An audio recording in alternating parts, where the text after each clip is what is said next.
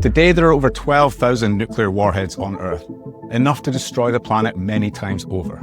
If we ever descend into a modern nuclear war, it's not just game over for individual cities, it's game over for civilization. Now, this might seem unlikely, but how unlikely is it really?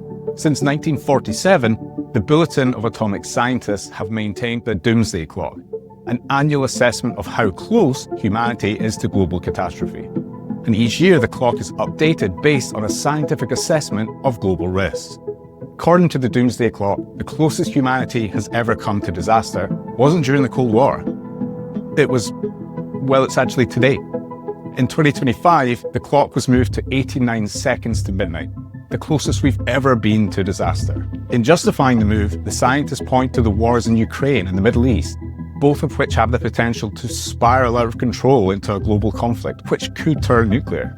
They point to the alarming trend of global powers scaling up nuclear arsenals and new countries scrambling to get them, as well as the lack of any meaningful global governance to prevent their proliferations. As the scientists put it, the countries that possess nuclear weapons are increasing the size and role of their arsenals, investing hundreds of billions of dollars in weapons that can destroy civilization.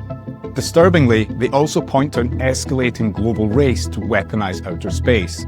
In recent years, the US, China, and Russia have all created new space-focused military divisions. And while details are scarce, all are reported to be investing heavily in new space-based weapon systems, like directed energy weapons. The scientists even point to evidence that Russia recently launched a satellite with a dummy nuclear warhead on it into space, raising fears that we may soon even see thermonuclear weapons placed into orbit. That's right, nukes in space pointing down at us, defenseless minions on planet Earth. The growing militarization of space represents a whole new frontier for human warfare, raising the stakes to just terrifying new heights. With tensions rising around the world, this should concern us, because when we take a step back and look at the big picture, the truth is, we're one war, one accident, or one miscalculation away from irreversible disaster. But here's the real kicker. Nukes? They're 20th century technology. It's what lies ahead in the 21st century that should really scare us. Artificial intelligence, advanced robotics, quantum computing, gene editing, synthetic biology, fusion power, nanotech. The 21st century is giving birth to technologies that are set to transform society more dramatically than at any stage since the Industrial Revolution. Each of these technologies hold huge potential to transform the world for the better, or become the stuff of nightmares. The big risk here isn't that AI robots rise up and enslave humanity, as happens in the Hollywood movies. The biggest threat is that we humans use AI to find ever more lethal ways to turn on each other. And unfortunately, this is already happening. As the Doomsday Clock assessment points out, AI is already guiding weapon systems in Ukraine and Gaza. Governments are already investing heavily in creating swarms of killer AI drones, otherwise known as lethal autonomous weapon systems, that can select and kill targets without any human intervention or guidance. AI and machine learning can also engineer exotic new chemical and biological weapons, more deadly viruses, new lethal toxins, new ways to kill and destabilize. AI is not replacing human evil, but it's supercharging our capacity to inflict it. Like the famous Daft Punk song, AI can take tasks that we humans do, but do them harder, better, faster, stronger. This in turn will put rocket boosters up the development of other frontier technologies.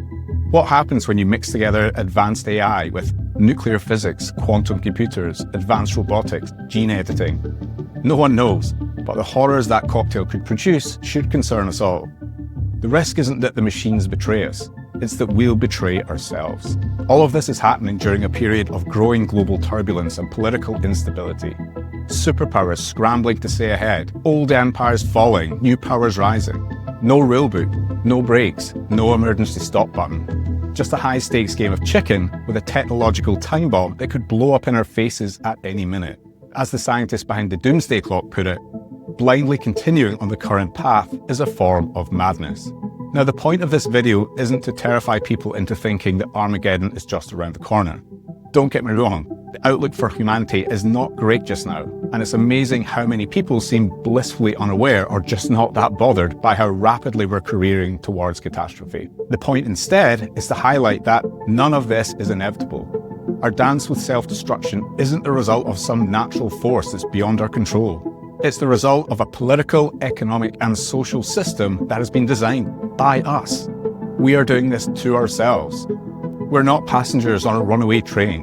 We built the train, we laid the tracks, we chose the direction. If we want to survive, if we want our children to live in a world worth inheriting, we desperately need to change course. This doesn't mean turning our backs on technology and going back to the Stone Age. Far from it. Instead, it means finding ways to make technological progress serve moral ends. If we want a sustainable future for our children, we need to create a new system. One focused on serving the common good of humanity over greed and hubris. A system where technology is built to serve people and planet, not power and profit. A system that brings scientific progress into line with a moral conscience. Because another world is possible, but the clock is ticking. So if you believe there is a better way, make sure you like and subscribe. This is a journey we're going to be going on together, and there's a lot more to come.